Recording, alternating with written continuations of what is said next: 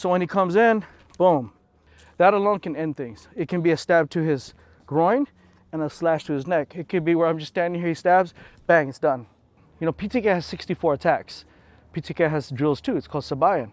So I'm gonna deconstruct Sabayan and teach you how I learned it and then how it was never taught to me, but I had to break it down myself. So I'm gonna use this awesome blade. See the insignia right there? Yeah, Buddha Brothers, product placement. Okay, so when he breaks out his blade, and we're gonna start with a stab, just typical stab up to the belly, right? So PTK, Sabayan, you know, we have what we call bisecting the line. Okay, for some people it's just blocking, but really if that's a double knife, if he's trying to stab me, it's also a stab. Okay, so it took a while for me to figure that out because they don't tell you that. I mean, when I say they, sometimes masters just tell you do the damn move. They're not trying to tell you all the stuff behind the move.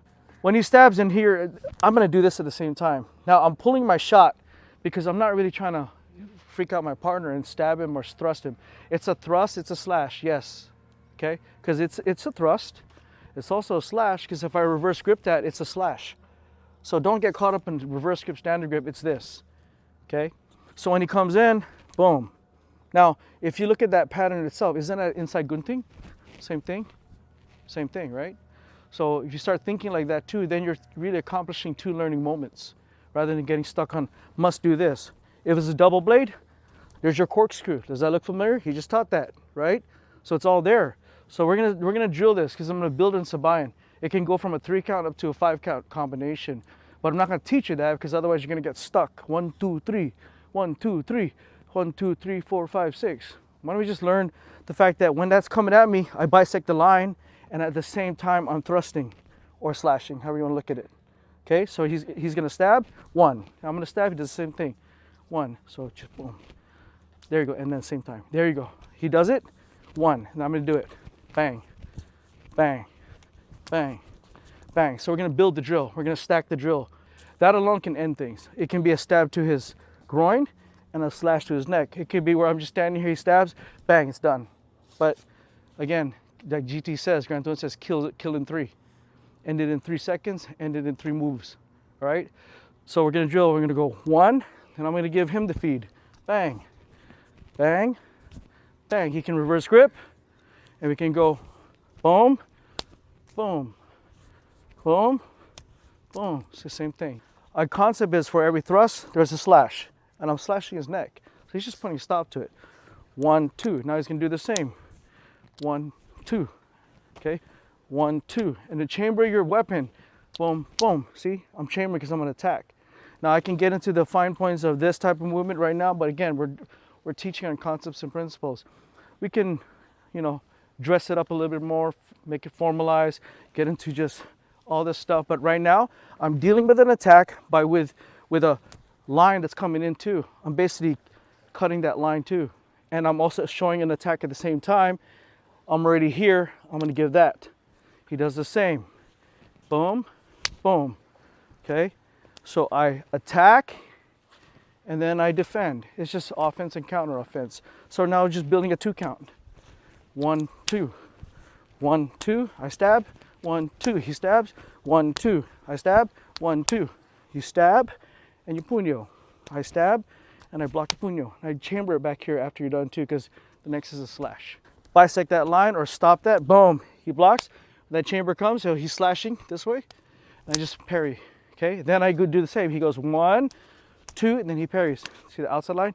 That's where this movement, body movement then comes in, because I'm just avoiding lines, line formalization again.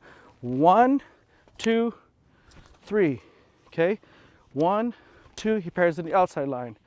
1, 2, 3. 1, 2, 3. 1, 2, 3. 1, 2, 3. Again, there's your stop. That puño. Then I see it, I pick it up. Okay? And I'm chambering for a stab. Then he goes 1. So he just kind of bang, just jam, it's a jam. 1 there, see? So bang, like a gunting is. Boom. 2, 3. I can also do that. So without a partner, it should look like this. 1, 2, 3. Then you go 1, 2, 3. Okay? I got my offense, he has this counter offense. I got my defense, then I'm back to offense. 1, 2, get the outside line, go outside that line. I call it just the 3 count Sabayan.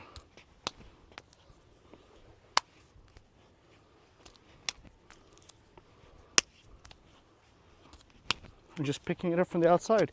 It's just the parry. The rest of it is just cleaning up the little details, you know, and that's you as instructors out here. You'll find those little details, you know, is this, is it that, is it the right line? Another one too, are they leaning in? You can just poke me in the eye. You know, are they leaving that out there? And they're pretending like they're that fast, right? So if he stabs, sometimes it's just, that's your insurance policy. You always have to kind of think of the other ramifications. There's A, there's B, right? Am I here? Am I balanced? What's happening with that second hand, right? So always look at that. Having a fighter teach you, and somebody who understands some of that pressure, that real life pressure, rather than just drilling, because you can never take it close to the real fight unless you just fight.